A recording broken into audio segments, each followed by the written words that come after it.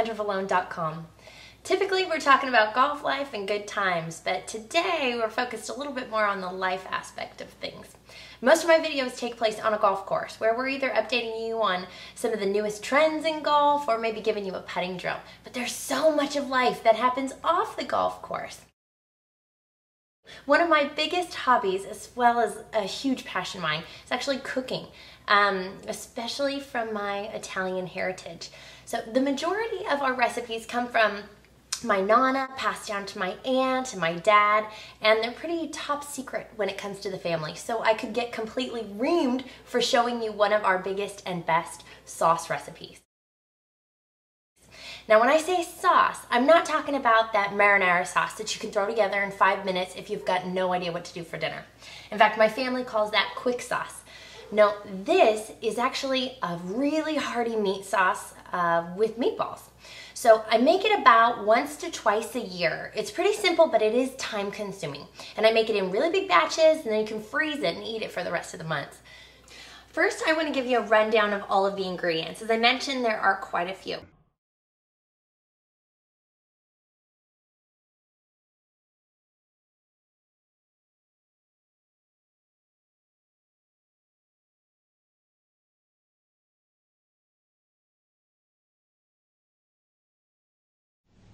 Now what we're gonna do is take the sausage that's out of the casing, the ground beef and the ground veal, and we're gonna split it into thirds, and we're gonna get it ready for our meatballs. So let me give you an example of what that looks like. Basically, this is all of our meat right here, and we're going to divide it into 3 parts. And I'm basically gonna take 2/3 of it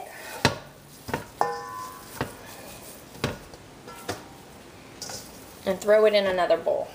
I'm going to go ahead and do the same thing to the sausage that's out of the casing.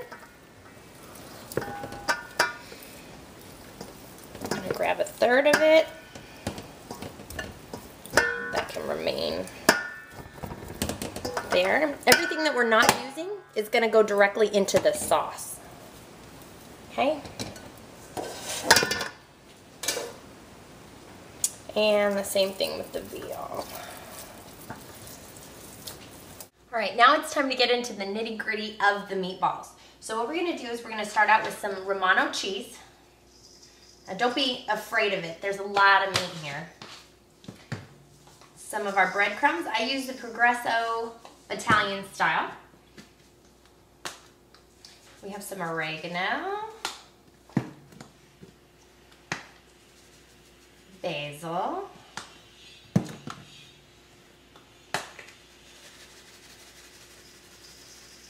garlic salt, garlic powder.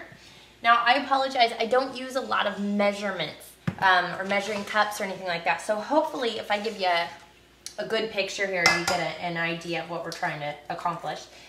We're also gonna be using 2 eggs, and this is basically to hold everything together. Kneading all of this is actually, I mean, not only is it messy, but it's really, really cold. So typically when I am at the butcher or grocery store, wherever I'm getting the meat, I ask them for some gloves, and they're usually pretty handy, pretty good to just go ahead and let me borrow some. And then we're gonna go ahead and knead it all. Now when you get it to a consistency that you want, and typically what I like to do is, because you're putting all the ingredients up on the top, you can get a good idea about how well, like say for example, the salt is mixed through, because you can't really see that. But if you put it right up with the basil, then you know exactly where it is. Anyway, so now it's time to actually brown the meatballs. So we've got to make the meatballs, and while we're at it, we'll also brown the ribs as well as the sausage links, and then we'll go ahead and brown all the meat before it goes into the sauce. Okay. And I like to make my meatballs pretty good sizes. I kind of feel like they're, you know, they are kind of the event. You know, the family can split them if they want or whatnot, and you just drop it in. Now, you also don't have to worry about getting them browned on all sides. You just kind of want to make sure that they are not going to fall apart when you put them in meat. So this almost creates more of a casing in itself. Now while this is going, it's a good idea to go ahead and get the garlic kind of sauteing, because it's going to take a little bit of time, and we'll do it on low heat. So what we're going to do is go ahead and put Enough oil just to kind of cover the bottom of the pan. And we're going to get rid of all of this garlic. I said it was about 40 cloves. And just let that start to saute. Now when the sausage is done, and when I say done, I just mean pretty good and brown.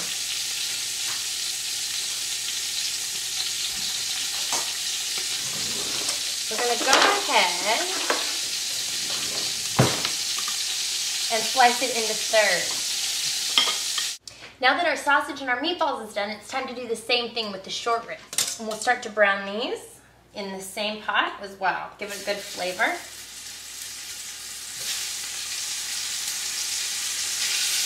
All right, our short ribs are done. I'll go ahead and brown the rest of the meat.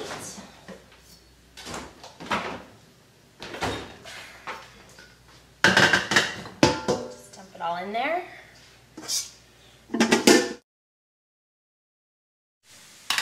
All right, so we've got our food processor out, and as well as our fresh basil and our fresh oregano. But before we start, we want to make sure that our garlic is good to go. Now it's been on the oven, or it's been on the stove for quite a while. Whew!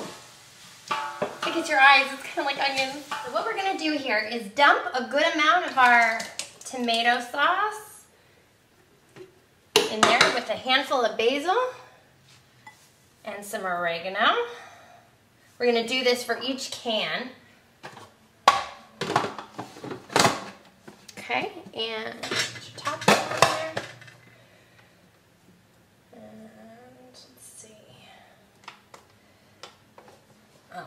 It helps if you plug things in. Okay.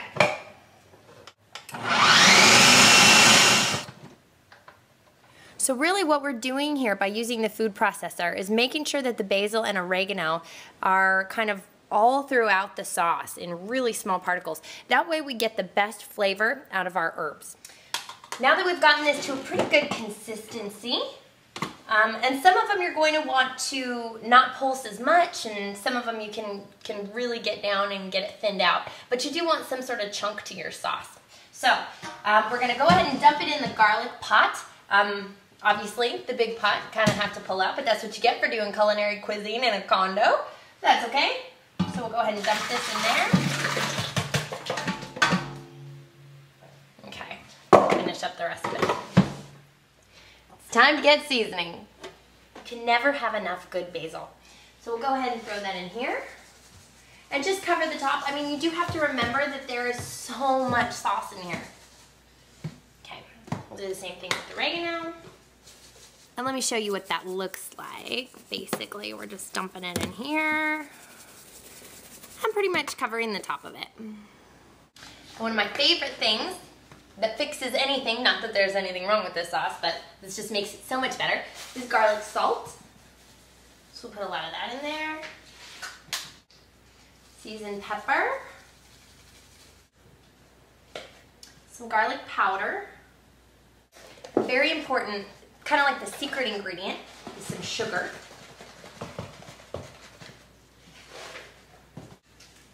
And then we're gonna put in 2 bay leaves. Okay, 3. 2.5. If I can get it out. Okay. And now we're gonna throw in all of our meat. You gotta be very careful with the sausage that falls on the floor. No, very careful with the meatballs because they are very sensitive. I mean, the reason that we browned them was really to create that outside kind of shell for them so that they don't fall apart. But as this is going to simmer for 5 hours, the meat is going to get very, very tender, especially the short ribs. In fact, that's how you're going to know that the sauce is done, when the short ribs really start falling apart. It's super yummy. Well, now our sauce is starting to boil, so we can go ahead and give one quick stir. Make sure that nothing's getting stuck on the bottom down there. And we'll go ahead and turn it down to simmer. And we've got about 5 hours. I guess we'll just have to keep ourselves busy. After a long day of waiting, I think our sauce is finally ready, but let's give it a quick look and see what those short ribs look like. As you can see, our short ribs have just fallen apart, which is a great indication that our sauce is ready to go. Well, I think it's pretty safe to say that our sauce is done, with the cooking portion of it anyway, regardless of what it tastes like. And I'll admit that I did throw in a little bit more garlic powder, as well as some oregano, seasoned pepper, and some sugar, and of course my favorite, garlic salt, just to kind of get the flavor a little bit more robust. But regardless of what it tastes like now, the true flavor won't come out until you freeze it, which I don't know why that happens, but regardless, we've made such big batches anyway, you have no choice. So what I'm going to do after this is separate it all out and get it into sealable bags and get that in the freezer. So hopefully when my whole family comes over, especially for Christmas Eve, which is our big season, our big holiday, the flavor will be really, really rich. So good luck with that, and cheers.